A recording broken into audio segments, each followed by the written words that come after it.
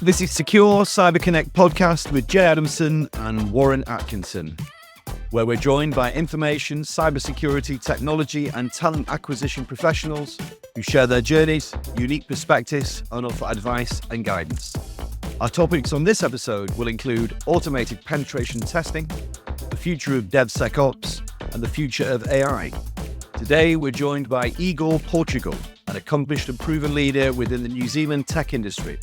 With a strong track record of co-founding successful technologies, he has demonstrated considerable expertise in developing innovative technological solutions that have resulted in a number of multiple international successful products. Beside Igor's impressive business track record, he has also helped thousands of other companies implementing cutting-edge technology and has held many posts within various IT industry bodies. His vast experience and expertise have made him a sought-after thought leader and influencer across the tech sector, and he has a passion for using technology as a force for good within society. Igor, welcome to the Secure Cyber Connect podcast, and thank you for joining us today. We typically tend to start things off with a couple of questions based around really what's brought you here today and what you're looking to achieve from this. Yeah, look, I love your specialization and your passion in cybersecurity.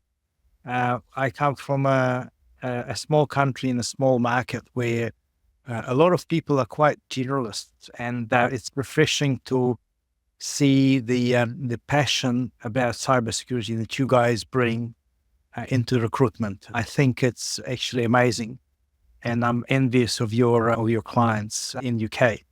As for me, we've reached out, we're connected online. Blacklock, one of the organizations I'm involved with, a cybersecurity penetration testing consulting company. We are looking to develop the UK market and the European market for ourselves. We've got a number of customers in UK already, and they can't stop singing praises for the services that we deliver. And we thought, well, this is a good opportunity for us to share the love, share the fact that we're open for business and Fantastic. We're keen to engage. I wonder if you'd kindly share something with us and our audience that you may be particularly proud of or excited about, something maybe you want to shine a light on that maybe isn't on your LinkedIn profile, for example. Yeah. Well, it's a good question. So the one thing I want to shine the light on is actually on my LinkedIn profile. In fact, LinkedIn is one of the key tools for the initiative that I've started about 11 months ago. And that initiative is called the 99 Coffees. As one of my fellow cybersecurity professionals recently, this is the weirdest initiative that he's seen in his lifetime that took off. And he told it to me in a very appreciative way. I called it 99 Coffees. It was initially aimed to get to 100. And what I've been doing is I've been meeting with people, talking to them about their life, their history, and then summarizing and telling their story on LinkedIn. And I've already done about 121. Actually, I've done today 122nd coffee interview. And I had feedback from people saying that I make LinkedIn a more interesting place to be, being connected to me, because everyone on LinkedIn is talking about themselves or what they do. And not many people do what you do and then interview other people and talk about them. And those stories are very much appreciated by a lot of my audience. They get thousands and thousands of views, lots of likes and That's comments. Brilliant. And it's much similar to what we do, and it's something that certainly resonates. The ability to empower both individuals and organizations and hold them up, amplifying their voice and reach. So we do commend you on that, Igor. Absolutely, 100%. The other thing I wanted to shine a light on was I'm actually an unpublished author. I've written 2 books. One is a fiction novel that is talking about a speculative fiction about a hypothetical future that we could have. It's called Enslaving Freedom. It's with a publisher in the US, and I'm waiting for them to confirm when they're likely to publish it. That's lovely. That takes a long time. In the meantime, I've written another book, which is called Unasked Question. And that book is aimed to teach technologists on how to sell. That one, I will not be waiting for any publishers. As soon as it's ready, I will. That's great. And there's something that we perhaps can introduce some people within our network. Indeed. So I think that the career you've had Absolutely. certainly one that's going to motivate others, and hopefully the books will disclose a lot more than today can. So looking forward to that one. Fantastic. Yeah. I think we wanted to obviously discuss DevSecOps today. We're all aware that DevSecOps is essential for ensuring that security is integrated throughout the SDLC and embeds those security practices into pretty much every stage of development, from planning through deployment and beyond. I guess what we want to try and understand from your side is how many organizations can inject security into their sort of DevOps process, such as the shift left in terms of involving threat modeling or risk assessments or code reviews, but particularly with regards to automated security testing. I don't think it's a question of how many can. I think it's a question of how many should. And I believe anyone employing modern DevOps toolkit and deploying the modern DevOps practice in their software development practices should think about the DevSecOps as a culture. And it's a culture. It's not a toolkit. It's not a software. It's a culture. Think security every step of the way. A lot of developers, and look, I'm a developer, a software developer by training. This is where I've started my career about 30 years ago. And a lot of developers don't think about security in the front of their mind. They first and foremost think about functionality. How can I get things as fast as possible? How can I code this piece for the customer? How do I make sure that there's no bugs? Not many developers actually think about cybersecurity. And when I started out, a lot of the code that we were writing were reasonably small pieces. Nowadays, the code bases are huge, and developers don't write every line of code. A lot of the code that they write, they download either as open source libraries that they include, or licensed technologies that they include. And the problem is that nobody is actually thinking about the security of the code that they're developing or security of the code that they're including in their applications. A lot of applications are quite large. They're asynchronous. They deal with a lot of users and usages, and developers are simply not equipped to think about security. This is where the DevSecOps come in. You can implement tools to verify and check whatever it is you're developing for security holes and potential exploits. And it is very useful to do that when you're developing it, because when you find these exploits after you finished your development, you deployed your code, it's much more expensive to go back and fix. And it's even more expensive if you don't find those holes, but malicious actors find those holes. That gets even more expensive. Most definitely. It's interesting. What's that long-term cost to organization outside of the financial cost of that? Well, you've got reputational costs if things fail. I mean, when we're talking about business, it always comes down to what the financial cost is. But yeah, of course, there's reputational cost. And there's certainly certain things certain mounting technical debt can end up quite an insurmountable mountain. So the longer you delay fixing things that aren't architected well, don't work well, the more expensive it gets to fix it. So it stops being the fact of problems with your code and starts being the fact that actually the mountains are so huge you can't actually climb it. And as an organization, you become unresponsive to your clients' needs, you're missing market opportunities, and you start having real deep problems. Makes sense. And from your perspective, what would you suggest to perhaps smaller businesses in comparison to larger organizations when it comes to investing perhaps into people and process versus technology and tools? Well, in terms of DevSecOps is actually not an expensive exercise, and the tools are trivial. It is more about educating your people and making sure that your people think about security and weave that security focus into their architecture, their development, and their DevOps life cycle. So simple things like before you deploy your code, you can run a static code analysis tools, and that finds issues if there are any in your stack.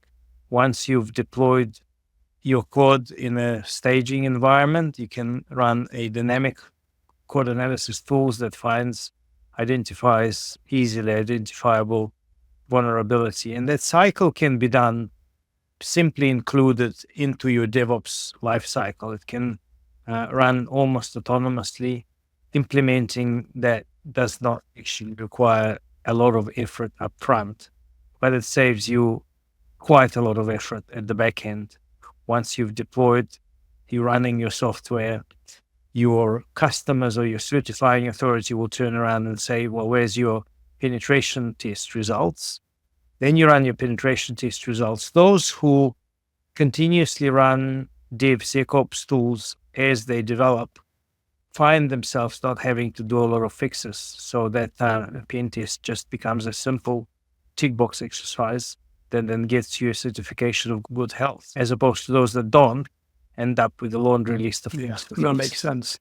And I think from a financial standpoint, it's having that scalability and flexibility. I think that's the benefit of obviously having DevSecOps as a culture. But it's certainly a hard culture to obtain if you've not got the buy-in at both board level and grassroots level. We can certainly pick back up on that in a moment. And just sort of moving away from DevSecOps for a few minutes, I know Jay had another question looking forward. Yeah, I suppose as artificial intelligence advances at a rate of knots and clearly its potential misuse by malicious actors becomes increasingly sophisticated, I mean, this is making it much harder for all the traditional security measures to sort of keep pace.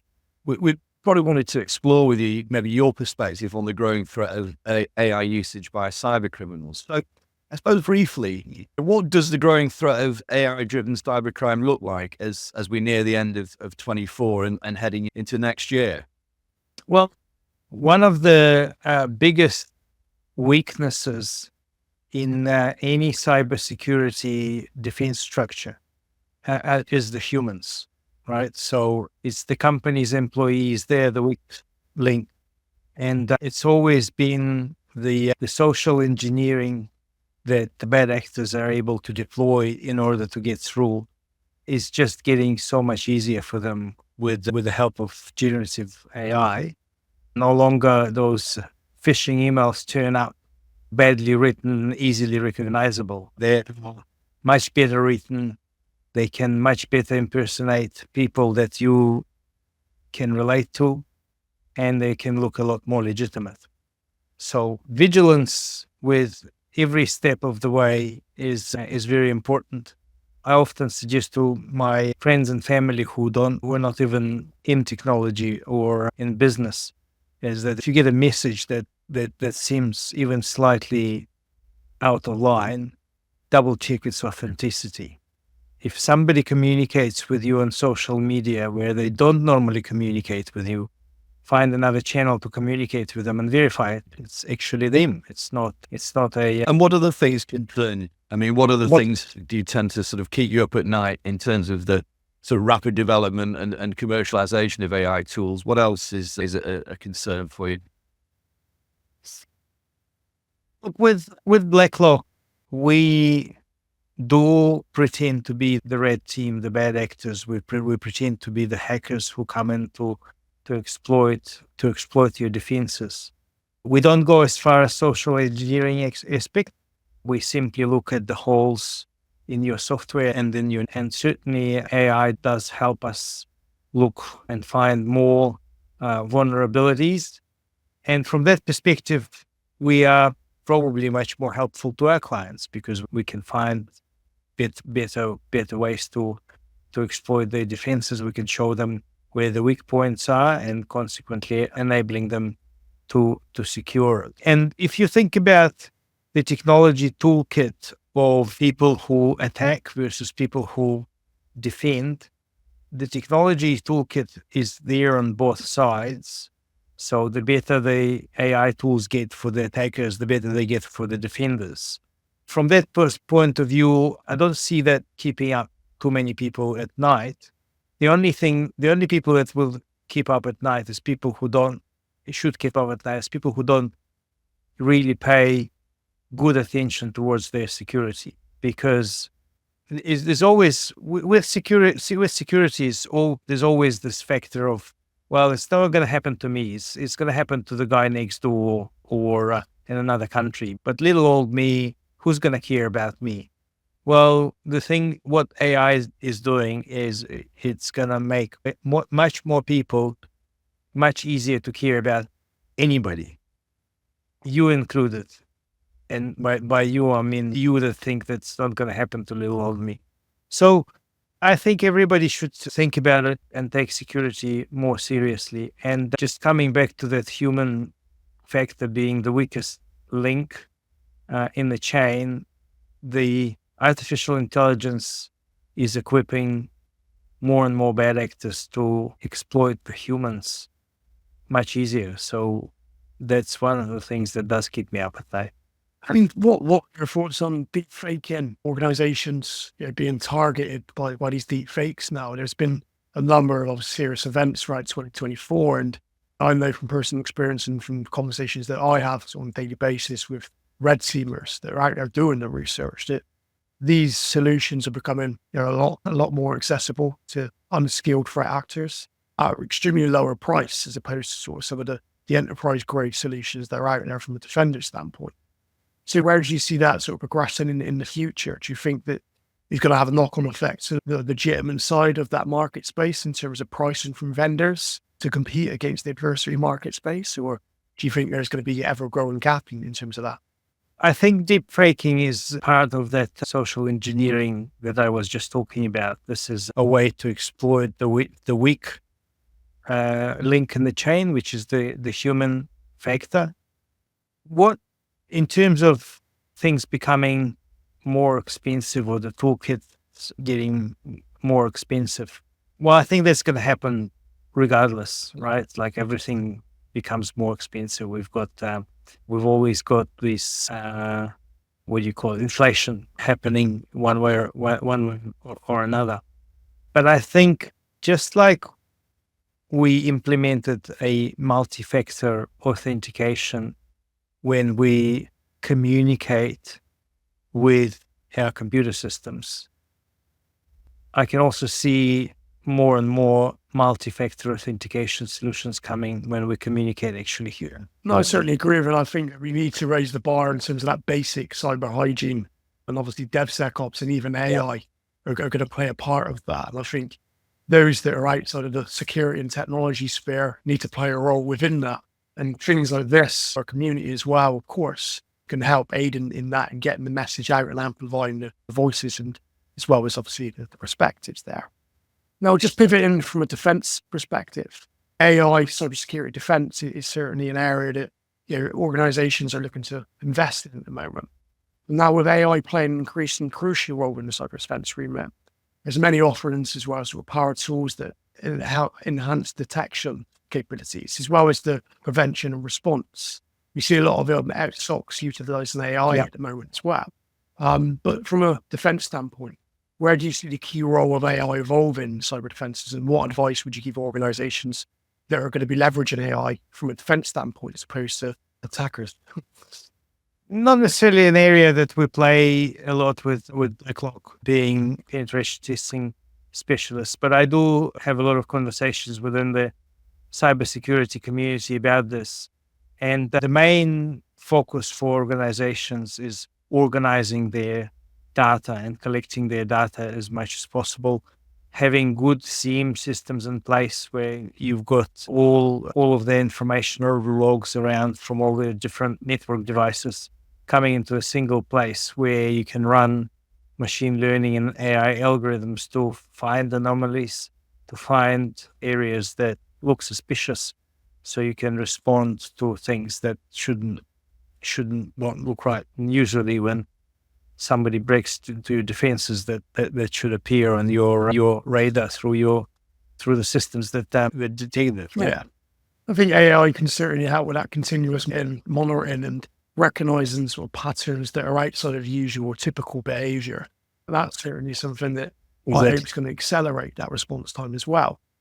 Because at the moment that the response time and from detection to sort of response is somewhat concerning at this point in time, especially with organized criminals and gangs and adversaries trying to live off the land and hide within networks. We need to make sure that they're detected and flushed out as soon as possible. We've seen a rise of deception technologies in the last several months sort of roll out. What do you feel the role they're going to play for organizations, especially obviously utilizing AI and having those fake environments internally? Is that something that you see is going to play a role in defense side of things moving forward? Yeah, I think there's always having a fake environment, like a honeypot kind of scenario is always a good idea. And there's lots of different ways to find a way to track attackers and protect your networks from attacks. One thing that AI is really good at is processing large amounts of data and finding patterns within the large amounts of data. And from that perspective, it just removes a lot of places for the attackers to hide. And that is great. That actually gives companies much better tools for defense. And what we're seeing at the moment is organizations sometimes being a bit guilty of being reactive as opposed to being proactive. But there are those organizations that have got more of a positive stance on security, and they're perhaps adapting more of an adversary mindset, bringing in external consultancies such as yourself, or even utilizing tooling to do pen testing. But we're seeing organizations perhaps trying to pivot and mature that into red teaming. So I'm just curious to gain an understanding from you of the advantage of doing more regular pen tests as opposed to annual one. And I'm also curious to understand how you go about selling pen testing to organizations in terms of gaining an understanding their needs, their pain points, and aligning that with the message and what you're trying to achieve. Yeah, absolutely. That's a great question. So I believe for most organizations, annual pen test is way too infrequent, especially if they are continuously developing their software, if their environment is continuously changing. You need to verify your environment all the time. And that's one of the reasons why we've built in about 20 odd different vulnerability scanning tools into our platform to be able to continuously look for new vulnerabilities in your cyber defenses, identify them and highlight them to your development teams and to your cybersecurity teams. One of the challenges with pen testing is it can get expensive because having a manual exploitation of your vulnerabilities every time, it can get quite expensive. But if you're doing it continuously, it also gets cheaper over time, right? So if you catch vulnerabilities as and when they pop up and you continuously monitor things, it's much easier to do that. And we're introducing some new services, for example, without having to do a full manual pen test or manual verification of end-to-end. We're introducing services where we simply respond to a single vulnerability for the customer where they're not sure. The tools identify the vulnerability. We want a pen tester to figure out if this is a false positive or if it's actually a vulnerability that needs to be addressed. And we're now bringing these kinds of services into market as well. It's a much more cost-effective way of going about it than doing a full pen test. In terms of pen testing and certifications, Igor, how would you go about selling penetration testing to an organization in terms of firstly understanding the organization's needs and pain points, but also sort of demonstrating value? And I guess second to that, following on, how would you feel that companies are best served leveraging security certifications to help their businesses grow and compare, sort of gain a competitive advantage or a competitive edge? Yes, a good question, Jay. So what we find increasingly is that we don't actually need to necessarily sell penetration testing to an organization who isn't considered it before. One of the big things that happened in the last few years is that customers have become a lot more security savvy. And there are whole sectors and whole industries who are now demanding from their software providers to have cybersecurity certifications. There are industries like banking and financial institutions who must protect their customers. And this is now legislative environment that we live in, that they have to do it. And so that being able to demonstrate that you've done an independent pen test, meaning you've done independent verification of your cybersecurity, of your cyber defenses, it becomes either part of your compliance framework, whether with your certification, or part of your compliance framework with the law, or part of your compliance framework with what your customers demand. So typically when we engage with our clients who employ independent pen testers, it's my first questions typically is, do you ever employ independent pen testers? And when I started a few years back, I probably had 1 in 3 would answer yes. Probably 9 out of 10 answer yes. The difference that I've observed only in the last few years. And so for us, once we know that they do penetration testing, my next question is about DevSecOps. You're developing software. Do you include security in your development lifecycle? And surprisingly, very few people respond yes to that question. And it's really where we shine, where we manage to help clients to improve their game. And this is where I can demonstrate that it is much more cost effective to implement DevSecOps than pay for expensive pen tests once a year. But the expensive part is actually not just the pen test, it's the remediation that's expensive. It's the time of your people to go back and rework things that they could have just fixed as they developed them. Yeah. So a good understanding of the organization's needs and demonstrating the benefits and really kind of being as flexible as you can, I guess. Yeah. Absolutely. Yeah. And in terms of the certifications? Well, a lot of organizations are taking up ISO 27001 nowadays. That's looking to be a gold standard for many organizations to demonstrate to their clients that they do have processes in place to take care of the security of their data. And of course, there are other certifications and of course, if you're dealing with any credit card data, you need to have PCI DSS compliance in place. So there's lots of certifications that companies look to. Some imposed, some voluntary. Of course, we in New Zealand have a New Zealand Information Security Manual that's passed down to government departments called NZISM. I'm pretty sure there's an equivalent of that in UK, where the government mandates organizations that deal with government departments to adhere to the government guidelines for cybersecurity. And just moving on from that, there are some quick fire questions that we'd like to ask you, Igor, if you'd indulge us. Sure.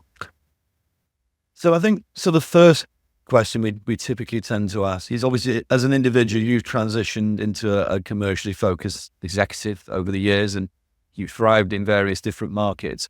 What's a common mistake that tech leaders make during these transitions from, say, tech leadership into that more commercially focused role, and how can it be avoided? Well, one of the main challenges for tech leaders is a lot of them are very focused on themselves. Every technologist that I know, when we talk about them doing a certain task or delivering a certain piece of work, the first thing that comes to mind is, am I good enough? And do I have enough skills? Do I know how to deliver this? And then what will the architecture? Quite often when I talk to technologists about delivering a certain piece of technology to a customer, their response is, oh, what are we going to say to that customer about this technology? And this is the skill that I had to learn, that first of all, it's not about you, it's about them. So it's not about your technical ability, it's about what the customer needs. It's understanding their needs and asking them questions. And then equally is when the technologists come up with some clever piece of technology. Again, it's not about what are you going to say to your client. It's about asking, where is the problem and what is the problem that you're going to solve for them? It's about getting into their world and understanding them before you can figure out how you can solve their challenge. So I guess that probably would have been a biggest adjustment for me over the years, is to move from being focused on what I can do and what my skills and abilities are, to what do people need and how can I help them? Right advice. And if there was sort of one key skill or even a mindset shift that's been crucial for your success in tech and commercially, what would it be? Networking, meeting people, connecting with people, and listening to people's stories. Yeah. It sounds like being human. I think we all need to do time to time a bit more of, especially in this digital age. Absolutely. And from tech leaders' perspectives, in terms of using their technical expertise to add that value in a commercial or even an investment landscape, what advice can you give? How can tech leaders sort of use that expertise to the best of their abilities? Well, again, it's the same thing. Is what business problem are you solving? We've talked before about what issues that businesses can have. For example, if they don't look after their cybersecurity, and that came to the point that it's going to cost them money. And in business terms, at the end of the day, every problem, every risk can be quantified in the dollar terms. And one of my sort of favorite pet peeves with technologists is quite often they try and solve a $100 problem with a $500 solution. It's quantifying the size of the problem and size of the solution, and making sure that you can solve a problem with a solution that costs a lot less than a problem. That's kind of an important skill. Yeah, that's good. And where I've seen a lot of individuals perhaps see success in technical leadership and perhaps adding value from a commercial standpoint is aligning with the CFO, for instance, and getting data from them and working with them to try and get budgets to align and transition business from being a security, being a business blocker to a business enabler. But are there any other routes as opposed to the CFO, for instance, that perhaps technology or security leaders can find alignment internally with organizations? Well, I don't think CFO is be all end all. Look, it was very refreshing for me. I spent about a year being chief digital officer for a food manufacturing company here in New Zealand. And until my arrival, all IT was reporting to the CFO. Refreshingly, when they brought me on board, I was part of the senior leadership team, and I was at the same level as the CFO, reporting to the CEO. And the feedback that I was getting from the business is that for first time in the last 20 or 30 years, people were saying, actually, somebody from the technical team comes and listens to our problems, not about what the CFO thinks. And this was actually quite refreshing. There was a feedback the senior leadership team. They really enjoyed that the conversation suddenly became about business and not about don't do this or don't do that, or this is going to be too expensive. It's brilliant. That's good. Now, we always finish our podcast with a similar questions to our guests. As we all know, effective communication with the C-suite is vital for any successful transformations, and securing allies can often boost that sort of board buy-in. We all use analogies in life. What's your go-to analogy for simplifying technical concepts? And I guess on the back of that, do you have any other favorite analogies? Look, I don't have any go-to analogy. My motto is always to listen first understand the language of the person that I'm talking to and try and construct the analogies based on what they understand, right? So if I'm talking to a car salesperson, I will be using car analogies. If I'm talking to a food manufacturer, I'll be using cooking and food analogies, and so on and so forth. It's always much more powerful to be in their world with whoever you talk to than in yours. Read the audience, absolutely. We've heard there. I mean, listen, Igor, we've covered some fascinating topics today across the challenges you've faced and strategies you've used to overcome these. To finish things off, could you please share some more about Blacklock and your journey into the business, how you met the founder, Milesh, the challenges that you guys are working to solve, and your purpose and your vision? Well, the Blacklock story is actually quite fascinating. Nilesh Kapoor, who is the founder of Blacklock, he used to be a pen tester himself, working for one of the largest pen test companies here in New Zealand. And he realized that he loves pen testing. He loves finding holes, exploiting them, finding weaknesses in cyber defenses. But he was discovering that being a professional pen tester is getting quite boring because he had to do repetitive and menial tasks. Every time you do a pen test, there's a lot of administration work. You have to write a report. You have to set up the same platform every time. And so what he really set out to do is automate a lot of that menial and repetitive jobs. So he left his job in 2018 and became a freelance pen tester and was assembled a team in India where he's originally from, and was channeling all the profits from his freelance pen testing into building Blacklock platform. He launched it in 2021 and actually won a Reseller News Innovation Award for Most Innovative Product of the Year. Impressive. Yeah, this was very impressive. But this is where I come in. So I was sort of always loved these innovation awards, and in fact, the company I used to be with was nominated for those awards 2 years running, and I used to love to turn up there and meet with the industry colleagues, and these are fantastic events. And I remember that particular year, I was working for a business that didn't have anything to do with innovation or innovation awards. And there was no business case for me to show up there, but I wanted to. And so I took myself and my partner, and it was quite an expensive ticket to go for a dinner. It was $450 each, so $900 was pretty hard to justify. But then I just bit the bullet and was best $900 that I ever spent, because that was the year Nilesh won the award. And I went up.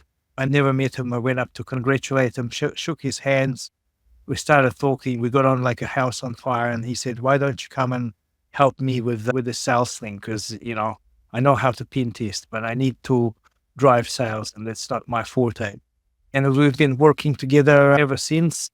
Last year, we've doubled our revenue and customer base. This year, we're looking to double it again, at least. It's been a fantastic journey. Fantastic. And I suppose finally, what does the future hold for you? Well, we're keen. We're getting a lot of customer inquiries through AWS Marketplace. We're on AWS Marketplace for our penetration testing as a service platform. We're keen to grow our markets. We've got a lot of clients in Australia. We've got some in UK and US. We're keen to grow our markets around the world.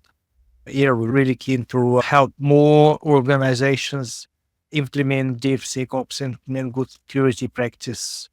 My mission is to make sure companies know how to keep their technology defenses and cyber defenses up, and how to keep them secure. I am personally, outside of cybersecurity, I'm a technologist at heart. I believe technology is a thing that improves our lives. I want people to use more technology, not less. Unfortunately, every time a big cybersecurity incident happens, people go like retrench. Maybe we should go back to doing things in a non-techy way. And that's a pain to my heart. I like people to use technology more. I love the new AI tools as they coming. I love the new smartphone tools as they come. I love the new electric vehicles. It's basically a computer on wheels. It's just a fantastic how technology comes into every facet of our lives. And I want that technology to be secure. I want it to be safe.